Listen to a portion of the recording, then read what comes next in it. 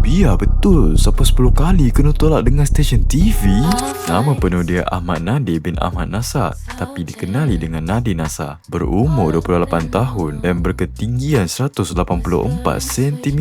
Tinggi kan? Dia dilahirkan di Amerika Syarikat dan sempat menetap di sana selama 4 tahun sebelum berangkat ke Malaysia. Pada usia 19 tahun, Nadir ni giat untuk menjadi seorang model dan pernah ditolak lebih 10 kali oleh stesen televisyen atas alasan pengikut laman sosial yang tidak ramai. Tetapi dia tidak hentikan harapannya begitu saja. Dia membuktikan dirinya dengan menyertai Hero Remaja pada 2019 dan menjadi juara pada tahun 2020. Mantap lah weh. Di High Council, Nadir Nasar juga menaikkan namanya hanya dengan memegang watak sampingan sebagai Naim. Hebat kan? Dari situlah di mana Nadir Nasar menjadi perhatian dunia sebagai seorang pelakon. Dia juga mempunyai kerja yang lain, bukan sekadar pelakon sahaja, tetapi model, pengacara dan pengarah.